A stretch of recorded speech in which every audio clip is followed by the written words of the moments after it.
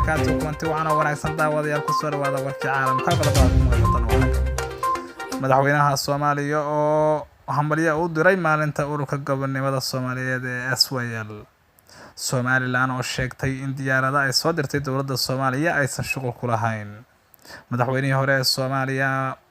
Xasan Sheekh Maxamuud iyo wafdi hogaaminaya ku soo wajahan magaalada Muqdisho madaxweynaha Puntland iyo ku-xigeenkiisa oo khilaaf xooggan u soo kala dhaxgalay qodobada wararka dibadda aad ku maqli doontaan waxaa ka mid madaxweynaha qaxoontiga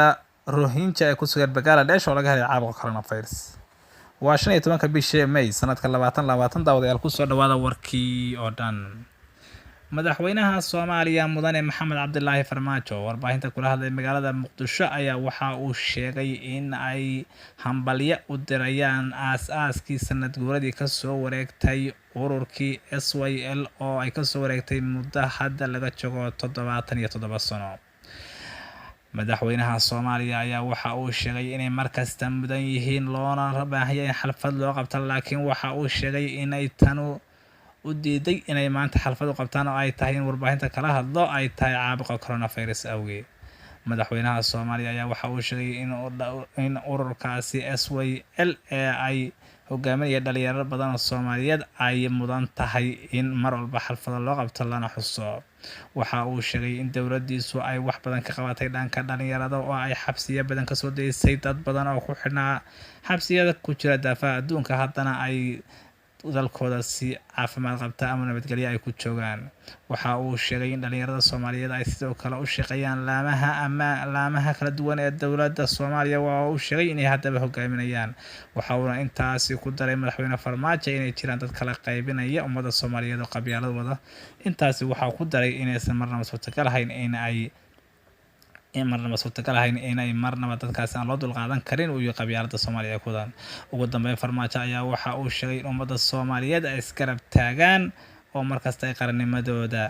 xusaan ama ay isku mid ka ahaadaan Somaliland ayaa maanta waxay ku dhawaaqday in ay gabi ahaanba aysan mid ka ahayn diyaaradda dowladda Soomaaliya ay u soo dirtay waa inay ay xabuufiyaan wasiirka beeraha ee Somaliland Axmed Muumin Seed oo warbaahinta kula hadlay magaalada Hargeysa ayaa waxa uu intaasi ku daray inaysan shaqo ku lahayn diyaaradahaasi ay soo dirtay qaramada midoobay ee ku wareejisay dowladda Soomaaliya taasoo loo sheegay in ay xal wada dagaalamayo Axmed Muumin Seed ayaa intaasi waxa uu ku daray in Somaliland iyo Soomaaliya ayna mid ka ahayn waxa uu intaasi ku daray inay tahay arintaas xadgudub shalay ayay ahayd markii dowladda Soomaaliya ay qaramada midoobay kala wareegtay laba diyaaradood kuwaas oo la sheegay inay buufineen ayaxa aafiyay gobolada kamid ah gobolada Soomaaliya wafdi uu hogaaminaya madaxweynihii hore ee Soomaaliya mudane Xasan Sheekh Maxamuud ayaa maxaa lagu wadaa inay maanta soo gaaraan magaalada Muqdisho Xasan Sheekh Maxamuud mudane madaxweynihii hore ee Soomaaliya iyo wafdi ka socda baarlamaanka iyo wasiiro ayaa lagu wadaa inay saacadaha soo aadan ku soo degaan magaalada Muqdisho Xasan Sheekh Maxamuud iyo gudoomiyaasha labada baarlamaan waa Senator Cabdi Xaashi iyo waliba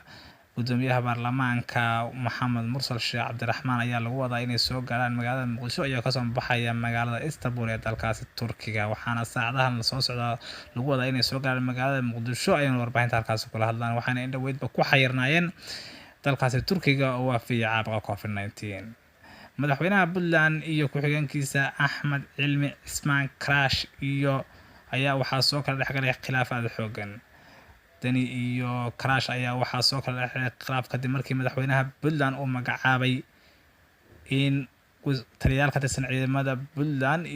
oo uu sheegay in madaxweynaha Puntland uu isbedel ku sameeyay waxaana markii warqadaas ay soo baxday kadib warqad soo saaray madaxweynaha ku-xigeenka waa Puntland Axmed Cilmi Cismaan Karash oo sheegay inay sharci darro tahay warqadaas aan laga tashan labada madaxweyne ayaa waxa u dhaxeeyay in wadba khilaafkaas oo ka dhashay guddigii doorashada Puntland ee uu magacaabay madaxweyne Dani kaasoo uu ku sheegay madaxweyne ku-xigeenka sanad ka hor in laga tashan qodobada wararka dibadda waxaa ka mid ah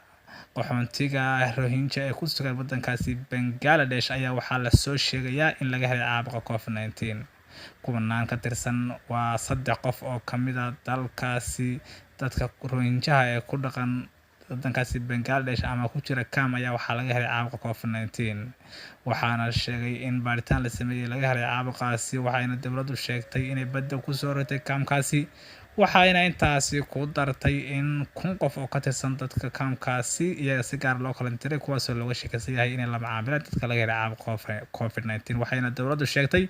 inay dadkaasi karantiilaysay ayna banda ku soo rogtay kaamkaasi si looga hortago caabuqa COVID-19 guud ahaan warkii caalamkaas kala socoteen Joker Abshir Joker official daawadayaasha qiimaha iyo qadar inta naga muday inta ayaan ku soo gabagabeynaa